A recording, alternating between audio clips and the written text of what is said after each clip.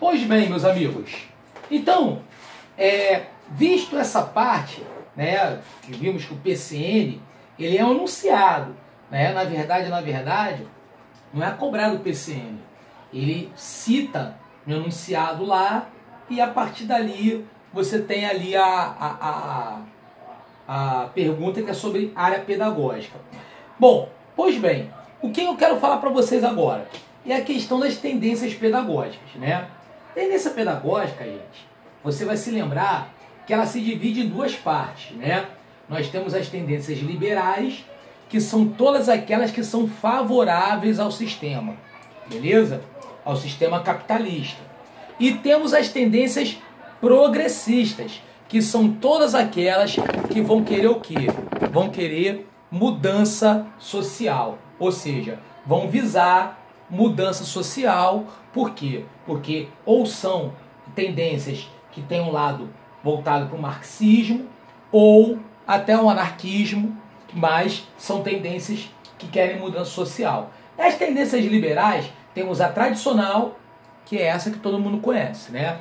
O professor ao centro, o aluno é uma tábula rasa, etc, etc. Temos a tendência renovadora progressivista, que é aquela renovadora que se baseia na relação do método, da pesquisa. O centro é o aluno, mas se baseia no processo.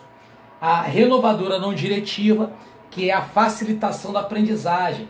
O centro também é o aluno, mas ela é facilitação da aprendizagem. E ela é chamada, inclusive, de escola nova. Temos também a tecnicista, que é aquela relação da fábrica, da produtividade, enfim, característica que você tem em relação a isso. E as tendências progressistas, nós temos a libertadora, que é a de Paulo Freire, beleza? Que é a mudança do pensamento coletivo para mudar a sociedade. Temos a libertária, que é do Freinet, que é a mudança do pensamento individual para mudar a sociedade. Então, libertadora coletiva, libertária individual. E temos a crítica social dos conteúdos, também chamada de histórico-crítica, que é aquela que concebe o quê? A aprendizagem formal relacionando com a história do aluno, com a aprendizagem do aluno, com a bagagem do aluno, com a aprendizagem significativa, com os conhecimentos prévios, beleza? Característica que você tem em relação a essas tendências. Com base nisso, temos uma sequência, que esse assunto foi muito explorado na prova anterior de São Gonçalo, nas provas anteriores, e temos uma sequência de questões para ser realizadas. Vamos a elas.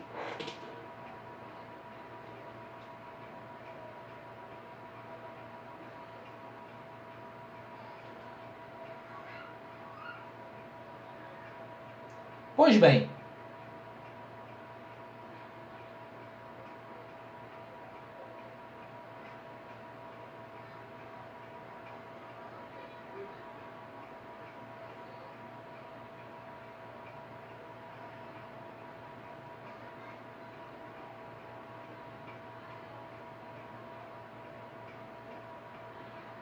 com base nisso, temos aí a questão número 4.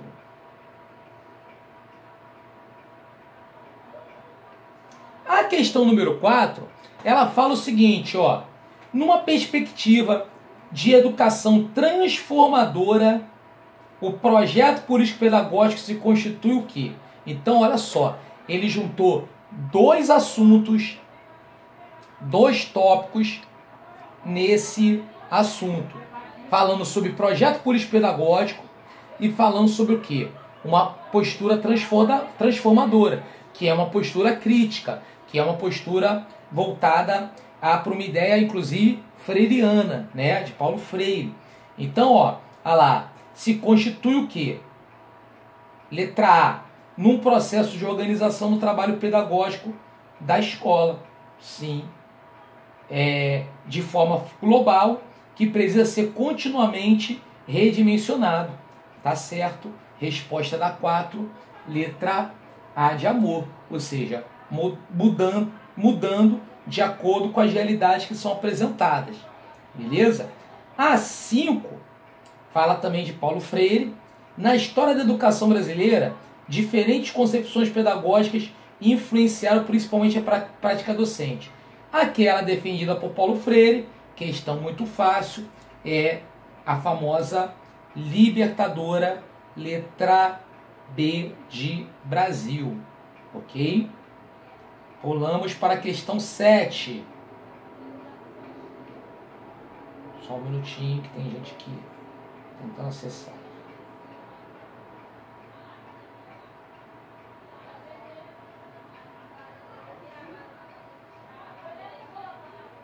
Pulamos para a questão 7, né?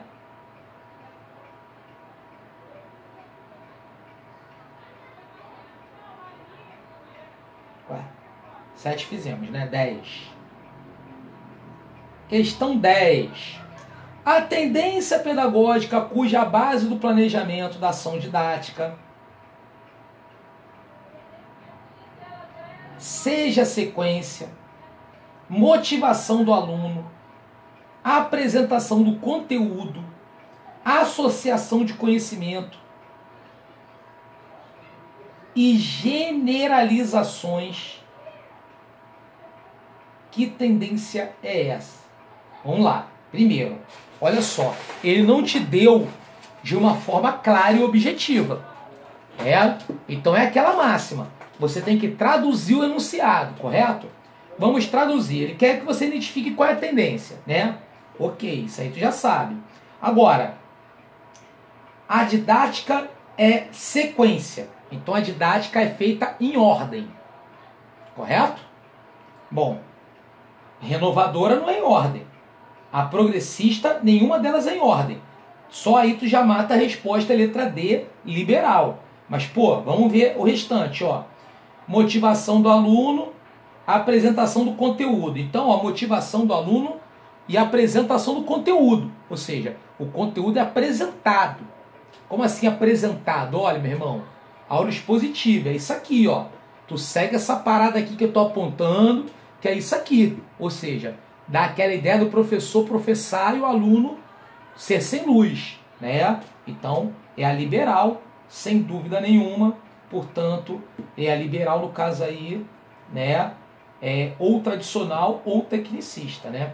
Então, resposta letra D da questão número 10. Vamos para a questão 14. A questão 14 já fala de construtivismo Piaget. Vamos falar de novo daqui a pouco dele. Aí, 17.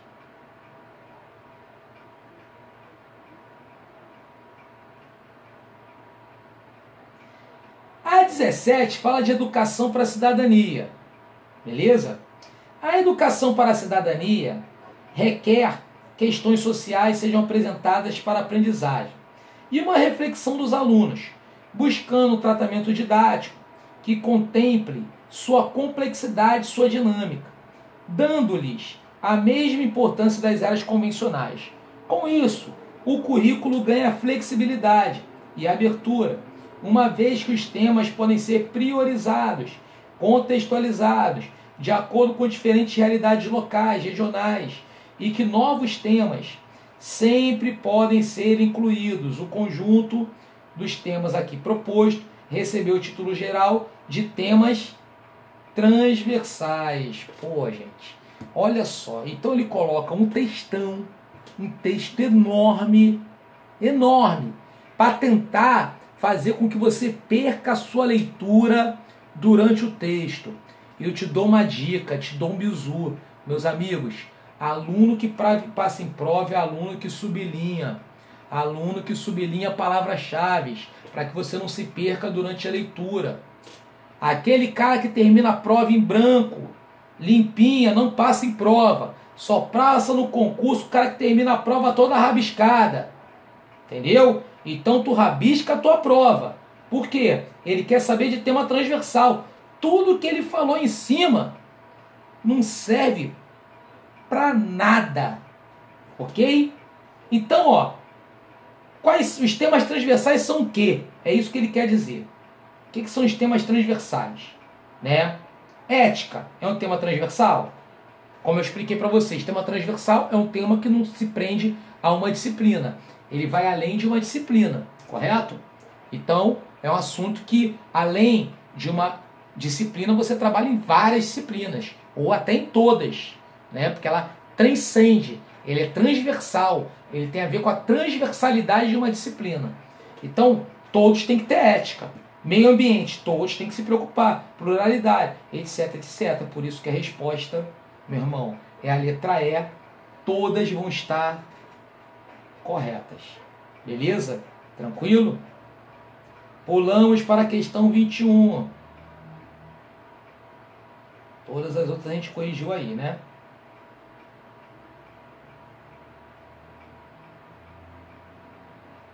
A 21 fala um pouco de gestão, né? Gadotti, Moacir Gadotti. Tinha que ter ele na prova, né? Gadotti, a palavra autogestão, por auto. Você é o gerente. Você se gere, vamos dizer assim. Aparece no início da década de 60, na linguagem política e principalmente nos meios intelectuais da esquerda francesa. Freinet, pô, libertário, entendeu? E principalmente nos meios intelectuais da esquerda francesa. Ainda segundo o autor, beleza? Segundo o autor, a autogestão não é participação, pois participar significa engajar-se numa atividade já existente. Uma experiência mais próxima da autogestão nos nossos dias, qual é? Pô, meu irmão, é a letra C de coração, cooperativa. Claro, gente, tem a ver com o quê?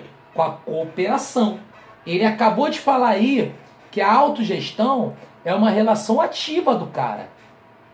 Porque se você fala participar, traz a ideia de passivo. O que é passivo? O cara tá ali, mas não tá, né? Já é uma coisa que já foi criada, não é? Agora a cooperação não, a cooperativa já tem a ver com a relação de elaboração, de concepção. Então a questão 21, né, ela fala de cooperativa. 22 já fizemos. Essa daqui a gente vou explicar já, que é da 23.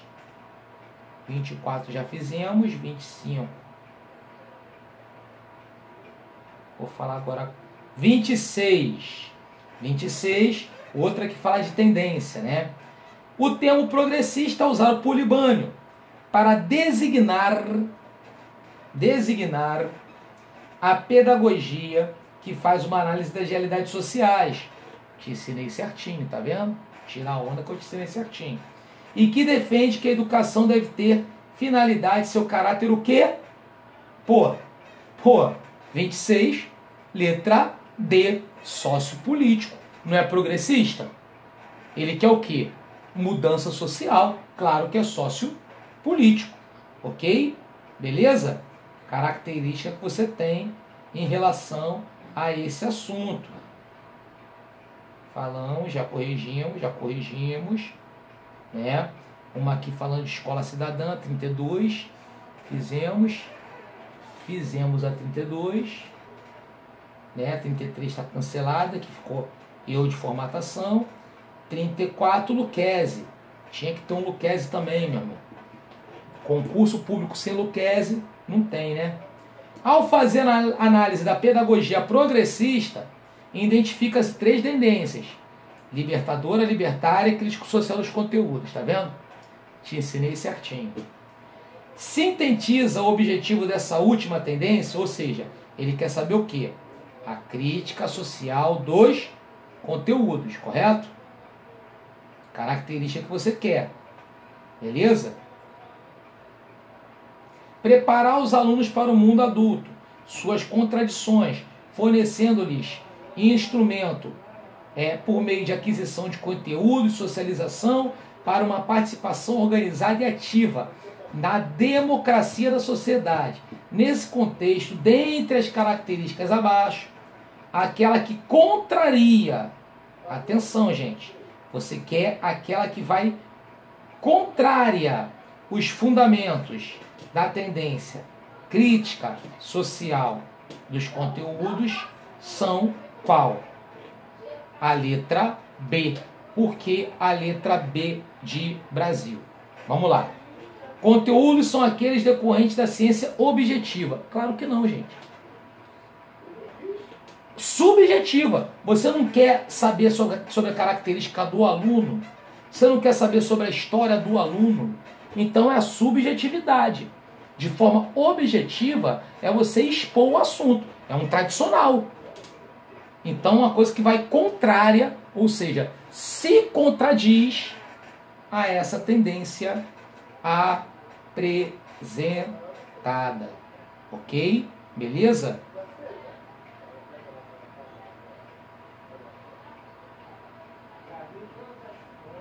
Show. Deixa eu olhar um pouco vocês aqui, né? Falar de natismo, falar de outras coisas. Vamos falar de tudo isso agora. Pois bem,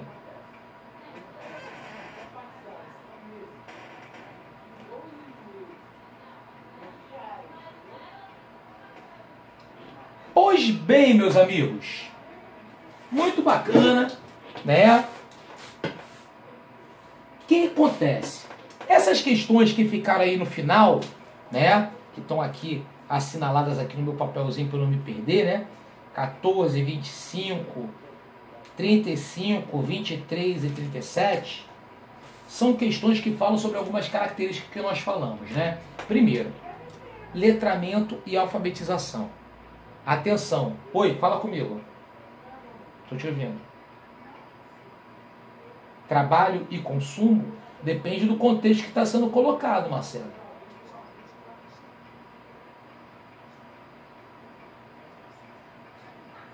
Depende do contexto. Pode ser colocado no contexto de quê? De produção. Se for uma situação, por exemplo, de tendência pedagógica, tá? É uma relação de produção, então uma relação tecnicista, porque é uma relação que fala de trabalho e consumo, entendeu? Então tudo vai ser, veja bem, é o que eu costumo dizer, a gente não pode ir para a prova com palavras prontas, entendeu? A gente tem que ir para a prova dentro de uma contextualização dentre a qual está cada palavra, entendeu? Então a gente tem que interpretar. Aí eu vendo a questão posso te falar com mais clareza, tá? Mas como a gente resolveu agora uma sequência de tendências, né? Então provavelmente deve ser em razão disso. Quando ele coloca trabalho e consumo, tem a ver com a questão capitalista, que é uma questão basicamente de trabalho e consumo, né? Como Engels fala, né?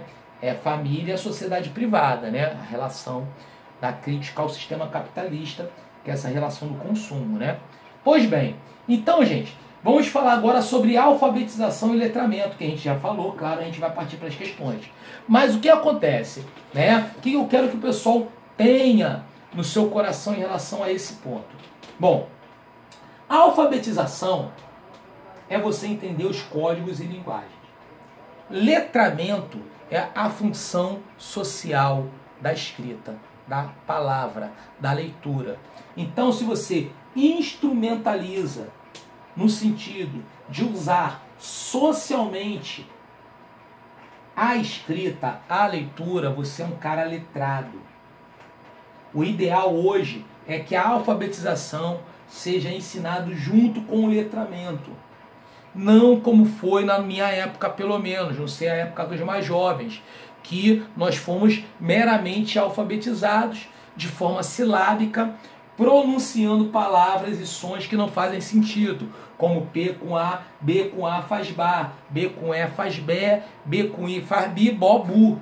Ou seja, porra, não existe sentido nenhum. A gente entendeu sim o código, a linguagem, reconhecendo aquela letra e identificando, né, os vocábulos e a fonologia. No entanto, não concebemos ali, só começamos a conceber depois o que? A função social daquela escrita, no momento da necessidade de você escrever um bilhete, uma carta, entender uma leitura informal, uma norma culta, etc, etc.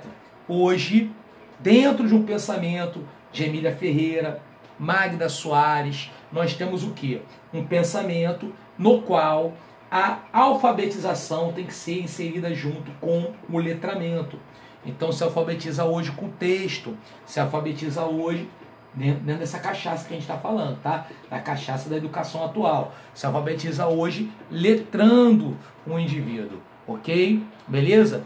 Outro assunto que também nós vamos resolver na sequência é, mais uma vez, características da psicologia, principalmente de Piaget e Vygotsky. Piaget e Vygotsky, gente, ambos são interacionistas, sendo que Piaget ele é interacionista construtivista, porque é um interacionista biológico, né? Já Vygotsky é sócio-interacionista. Então a gente costuma dizer o seguinte, que o meio, cada um observa. Porque o que é interacionismo? Interacionismo são todos aqueles cuja influência do meio na aprendizagem. Só que o meio para cada um deles é diferente. O meio para Piaget é um meio biológico, o meio para Vygotsky já é um meio social.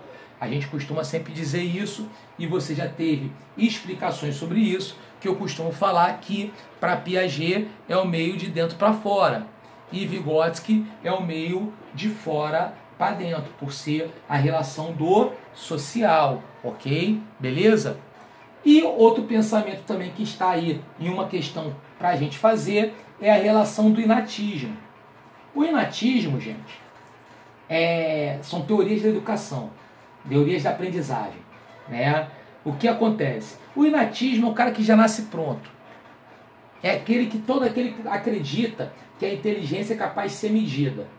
Então, se você acredita no teste de QI, que é o coeficiente de inteligência, você tem um pensamento inato.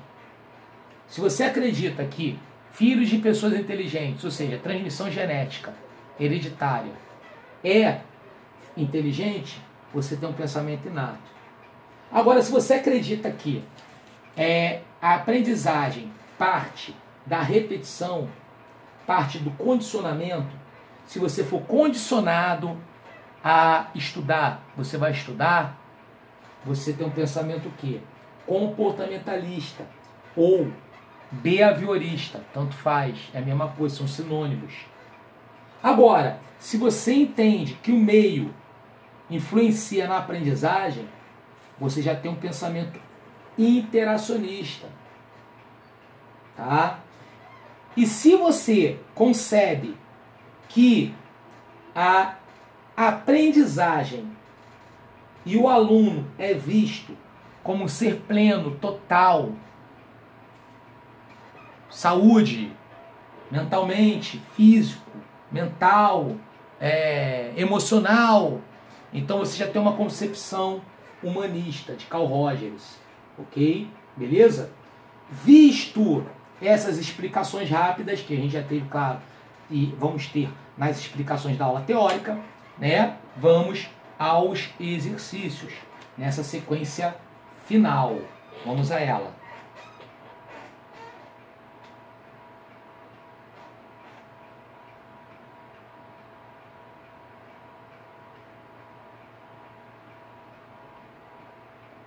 Pois bem,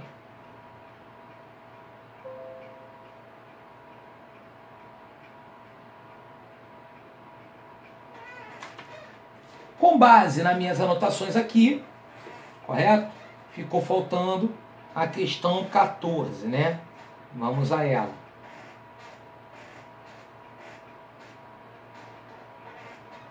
Vai aumentar o tamanho agora, quer ver? Viu? Bom, a questão 14, beleza?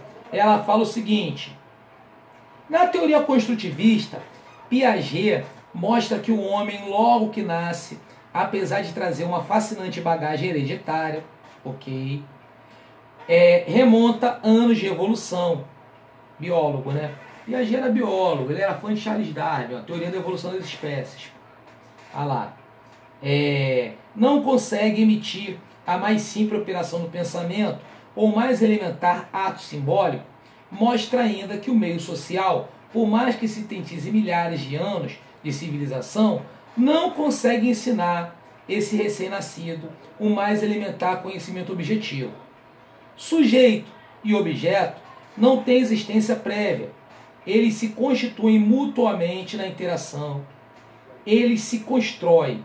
Sendo a teoria construtivista essa construção se dá por meio de, galera, resposta certa, letra B, que é o processo de assimilação, acomodação e equilibração. Vou te explicar o que é isso. Para Piaget, ele diz que a aprendizagem, ele parte do quê? Ela parte da adaptação. Lembra muito a teoria de Charles Darwin, teoria da adaptação das espécies, né? Então, para Piaget, gente, estudar dói. E não adianta falar que não dói, não. Querer puxar meu saco, falar, pô, Anderson, tua aula é maneira, não dói, não. Dói. Estudar dói. Para Piaget, dói. Por quê? Qualquer adaptação no meio, imagina, Charles Darwin, uma espécie se adaptar ao novo meio. Dói, correto? Vai para uma altitude só para você ver se não vai doer.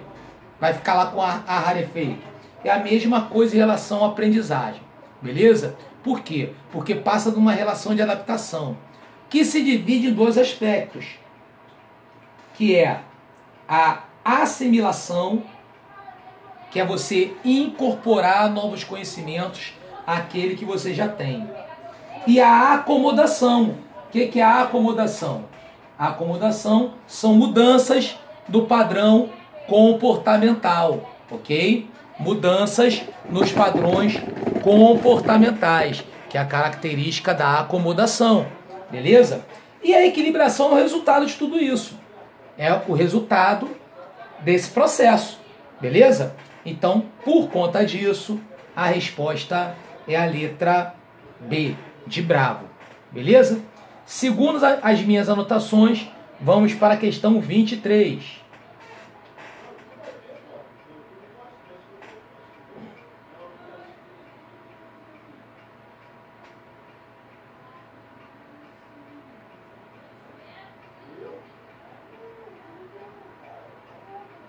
Na questão 23, questão aí de Emília Ferreiro, ela fala: a alfabetização em processo esclarece que foi a teoria de Piaget sua principal fonte de inspiração para a pesquisa sobre leitura e escrita. E que o problema central que se coloca é... Bom, em relação à alfabetização dentro de uma ideia de Piaget. Resposta, letra A. Compreender os processos de passagem de um modo de organização conceitual para o outro. Claro, gente. Por quê? Porque a teoria de Piaget é uma teoria que parte por etapas. Beleza? O mesmo acontece na relação da alfabetização. Tá aí a crítica em relação à alfabetização. Beleza? Que é um conhecimento também estabelecido por meio de etapas, por meio de sequência, ou seja, por meio de organização conceitual em forma de passagem, como ele está colocando aí, sendo passada de uma etapa para a outra. Ok? Beleza? Vamos para a questão 25. É evidente que o adulto, com a vigilância contínua, com as admoestações ininterruptas, com suas ordens arbitrárias, perturba e impede o desenvolvimento da criança. A autora do texto acima propunha despertar a atividade infantil através do estímulo. Atenção, gente. Estímulo. Ou seja, a ideia muitas vezes de quê? De autonomia da criança, de liberdade da criança, beleza? Brinquedos, liberdade. Então, obviamente, estamos falando da Maria Montessori, letra C, de casa. Por conta do quê? Da questão da liberdade da criança. Você vê, por exemplo, pessoal que trabalha aí com educação infantil, tem lá o método montessoriano. O que é o método montessoriano? É o método em que a criança mesmo tem a sua autonomia, tem a sua liberdade ali no sentido da aprendizagem. Ou seja, procura manipular lá objetos, manipular situações de forma à aprendizagem dele. A palavra-chave é autonomia, que é o que está sendo independência, né? Que que é o que está sendo colocado aí em relação à criança. E olha lá, ele fala no final, no ensino pré-escolar, beleza? Então, é a nossa querida Maria Montessori, ok? Bom, método montessoriano. Questão 35. Número bem grande de questões é pra gente fazer, né? Todas as outras a gente já fez, né? 35 é a penúltima. Na questão 35, vem uma de Pilete, né? Em Sociologia da Educação,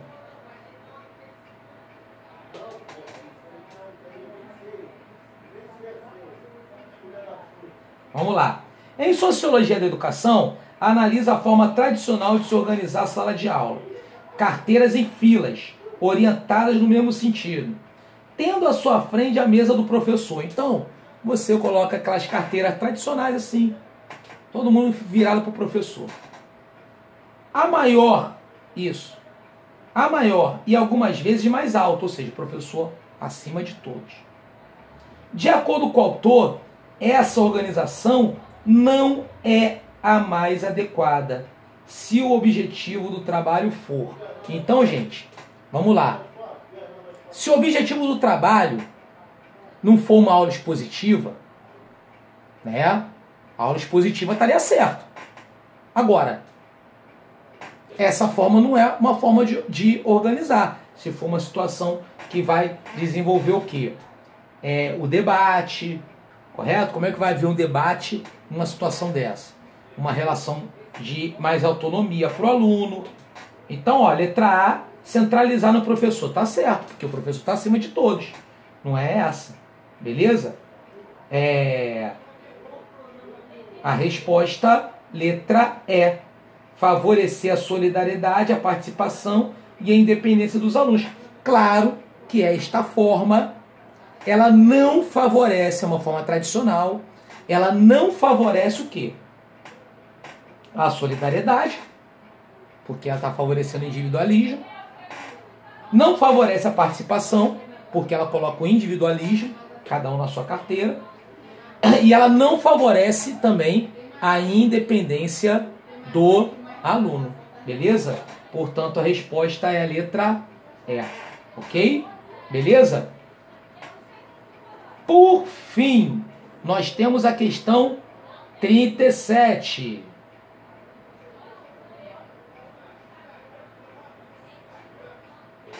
De acordo com a concepção inatista do desenvolvimento, o papel da educação e do ensino é inato, o cara já nasce pronto, correto?